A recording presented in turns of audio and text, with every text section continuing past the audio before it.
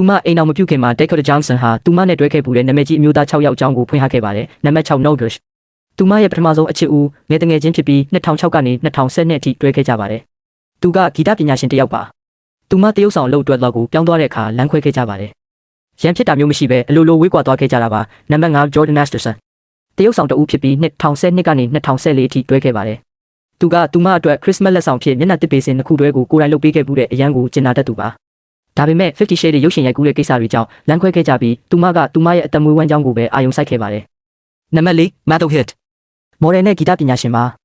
2014ကနေ2016အထိပြက်လိုက်ဆက်လိုက်ဖြစ်ခဲ့ပါတယ်။သူမကသူ့ကိုသူမအနှစ်သက်ဆုံးလူသားလို့တင်စားခဲ့ပူပြီးလပေါင်းများစွာခွဲမရအောင်တွဲခဲ့ကြပါတယ်။အလုံများလုံးတဲ့အချိန်စရာတွေနဲ့ဝေးကွာလွန်တာကြောင့်လမ်းခွဲခဲ့ကြပါတယ်။နံပါတ်3 Jamie Dornan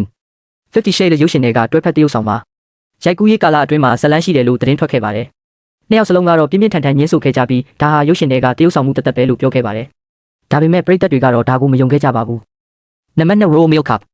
အဆိုတော်တဦးဖြစ်ပြီး2025နောက်ပိုင်းမှာသတင်းထွက်ခဲ့ပါတယ်။ဝက်မှာလက်တွဲထားတာကိုတွေ့ခဲ့ရပြီးသူမကတော့ဒါဟာပေါ့ပေါ့ပပပပျော်ရွှင်မှုတစ်ခုပဲလို့ပြောခဲ့ကတရားဝင်မကြေညာခဲ့ပါဘူး။လအနေငယ်ကြာမှာပဲသတင်းပြောက်သွားခဲ့ပါတယ်။နံပါတ်1 Chris Martin Coldplay အဖွဲ့ရဲ့အဆိုတော်ပါ